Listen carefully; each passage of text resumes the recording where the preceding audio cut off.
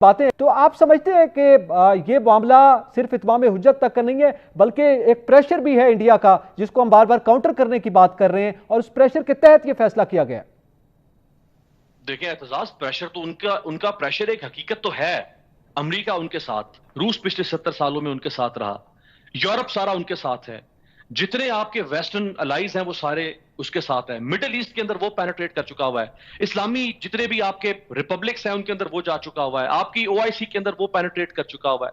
Saudi अरब के अंदर वो ताल्लुकात बना चुका हुआ है। आपके पास तो फ्रैंकली इंटरनेशनली तो आप उसकी निस्बत आइसोलेट हो गए ना गुज़श्ता 15-20 सालों के अंदर। अब आप जिस तरह आपने जो लॉ मिनिस्टर की स्टेटमेंट बताई, देखें प्रेशर उनका है।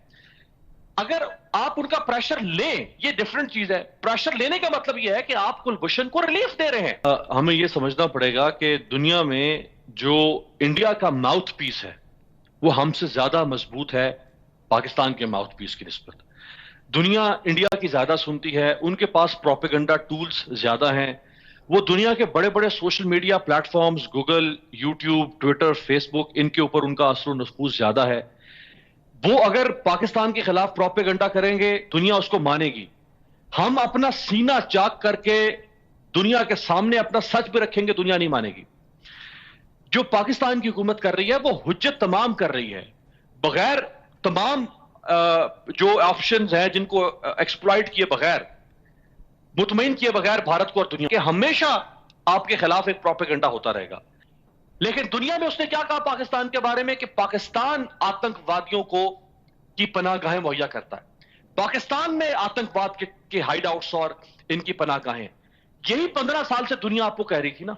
इतना देखें, जो जिसे कहते हैं ना 5th जनरेशन वॉरफेयर, या जो वॉर ऑफ नैरेटिव है, ये नैरेटिव का जमाना है।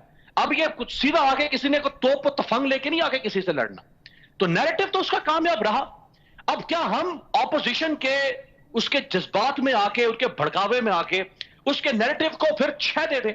कथन नहीं। मैंने आपसे पहले ये अपोजिशन का, जैसे आपने कहा कि जाहिर है हमने यहां रिस्पॉन्सिबल बात करनी है, opposition floor of the house पे इरिस्पॉन्सिबल बिहेवियर का मुजाहरा कर रही है, जाहिर है मुखालफत करनी है। आपके ख्याल में जाहिर है वो ये हवाला दे रहे हैं, मोदी के यार का बार बार हवाला दिया जा रहा है, यही कुलभूषण था, इसकी गिरफ्तारी हुई थी, नून लीग का जमाना था, और उस जमाने में वो बार बार ये कहते थे आप कुलभूषण का नाम नहीं लेते। तो यकीनी तौर पर उस तरफ से भी वार चलते रहे, इस तरफ से भी वार चल रहे हैं, लेकिन ये मामला आप समझते हैं कि बेहतर अंदाज में आगे बढ़ रहा है और इससे पाकिस्तान के मौकफ को फायदा होगा। एक्सेस देना तो कोई इतना बड़ा वो नहीं है। आप ऑपोजिशन की अगर बात करेंगे तो आप इस ऑपोजिशन से क्या ये तवक्को कर रहे हैं कि ये इमरान खान के लिए या इस हुकूमत के लिए आके तालियां बजाएंगे? किस काम पर और किस मौके पर तालियां बजाएंगे ये? अगर इमरान खान कोई तारे भी तोड़कर लेकर आ जाए, लफ्जी नहीं, मुहावरतन नहीं, हकीकतन, ये फिर भी तालियां नहीं बजाएंगे। इन्होंने तो कोई ना कोई भत उड़ानी है ना इमरान खान की, इन्होंने तो उस पर फप्ती कसनी है, इन्होंने तो इमरान खान की कोई ना कोई खामी तलाश करनी है, इन्होंने तो उसको कॉर्नर करना है। ऑपोजिशन है, हर ऑपोजिशन यही काम करती है। इमरान खान कब माफ करते थे नवाज शरीफ को, जरदारी को?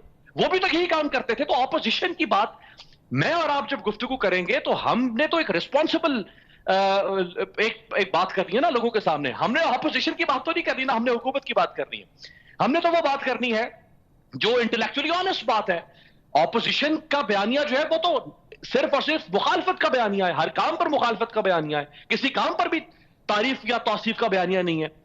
तो हमें तो ये नजर आ रहा है कि हुकूमत ने जो फैसला किया है उसमें सिर्फ और सिर्फ हुकूमत अपने आप को सुरखरू करना चाहती है इस मामले के अंदर, ताकि किसी किस्म की कोई ऐसी गुंजाइश बाकी ना रहे कि भारत फिर किसी इंटरनेशनल लॉबी को हमारे खिलाफ इस्तेमाल करके। लेकिन दुनिया में उसने क्या कहा पाकिस्तान के बारे में कि पाकिस्तान आतंकवादियों को की पनाहगाहें मुहैया करता है। पाकिस्तान में आतंकवाद के हाइड आउट्स और इनकी पनाहगाहें, यही 15 साल से दुनिया आपको कह रही थी ना। दहशतगर्दी वो कर रहा था। इतना देखें, जो जिसे कहते हैं ना 5th जनरेशन वॉरफेयर, या जो वॉर ऑफ नैरेटिव है, ये नैरेटिव का जमाना है। अब ये कुछ सीधा आगे किसी ने को तोप और तफंग लेके नहीं आगे किसी से लड़ना। तो नैरेटिव तो उसका कामयाब रहा। अब क्या हम ऑपोजिशन के उसके जज्बात में आके, उनके भड़कावे में आके उसके नैरेटिव को फिर छह दे दें?